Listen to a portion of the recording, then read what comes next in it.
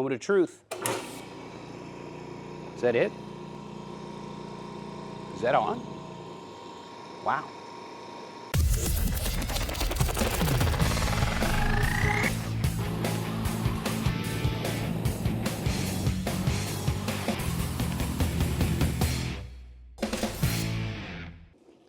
I have been limping along with this ridiculously small compressor for way too long. We have got an air compressor. I'm so stoked about it. It's this one. This is the QST 3060 scroll type compressor from Eastwood, and I cannot wait to show you what this is about. It even has instructions on how to open the crate.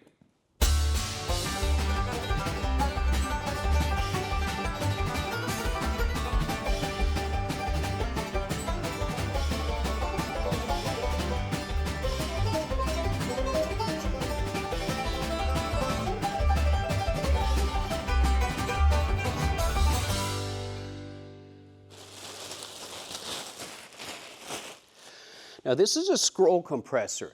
Don't let its small size fool you. It packs a mighty punch. Now a scroll compressor, if you can visualize a Mazda rotary engine and a Roots supercharger having a baby, that's kind of what this is. It utilizes a circular scroll type compressor. The benefit of that is that it's much quieter and it is very, very, very efficient. We've only got a 27-gallon tank.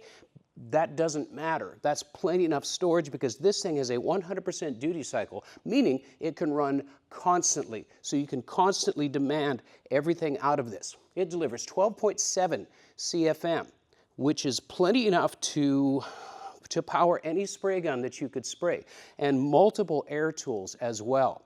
The compact size and its wheels comes fully assembled, makes it super versatile. So for a small shop like this, where I've got a one-man band going most of the time, this is going to do anything I could ask of it. And with a compact size, I can either leave it stationary or I can put it in anywhere I want to.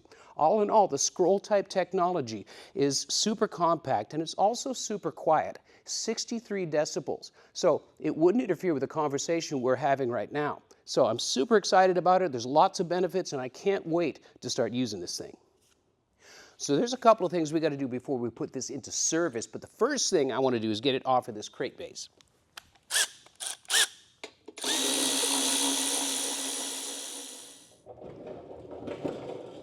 All right, we're going to check a couple of different things just to get it ready for service. First thing we're going to do is check the air filter, which is a pretty simple operation here. Filter looks good, it's brand new, it's properly seated. Like that. Now we're going to check the oil, just in case there was some settling and shipping. Now the instruction sheet will show you clearly that there's a range that the oil needs to be sitting on the dipstick. And it's between here, and we're right in the middle, right there. So we're in good shape, the oil looks good. Make sure that you're using the very specific type of oil for the scroll type compressor. And you can get an oil change kit with a filter from Eastwood.com. Give that a little snug. All right, now all we have to do is put a moisture separator that goes in here and plumbs into these two hoses here.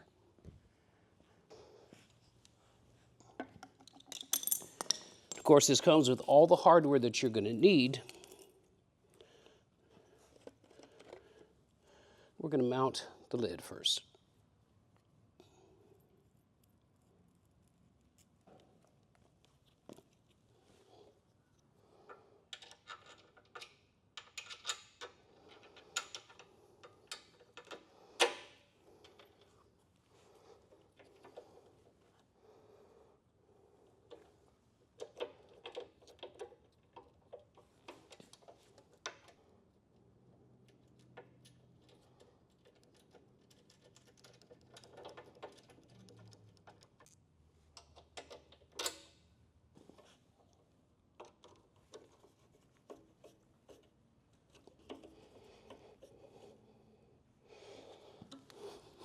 Now we don't need a thread sealant on these because it's pipe thread and there's no pressure on this reservoir. It's just to catch any condensation that might be present in the pump assembly.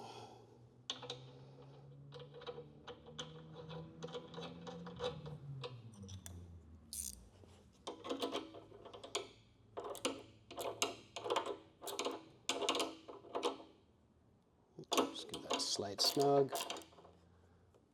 We're good to go there. Here's the reservoir. And our hoses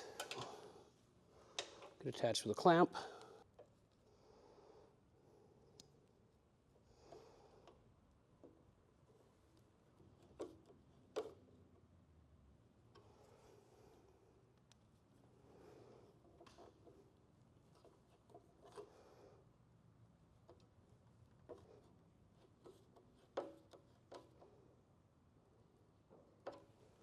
There we go. Eastwood recommends that you use a qualified and certified electrician to do your electrical connections, and that you have it on a dedicated circuit with a breaker that's large enough not only for the draw of the machine, but also for the surges that happen when you start the motor up. With the basic systems checked and our plug properly installed, now what we're going to do is plug it in and turn it on. We're going to wait till it cycles up and builds a little bit of pressure and then shut it off and check for leaks. All right, so our meter shows that we're building pressure, so I'm going to shut it off. And that sound is a pressure relief valve. All right, with the system shut down, we're going to check for leaks. A leak is going to manifest in a hissing sound, obviously, and we don't hear anything. So I'm going to check the bottom drain valve.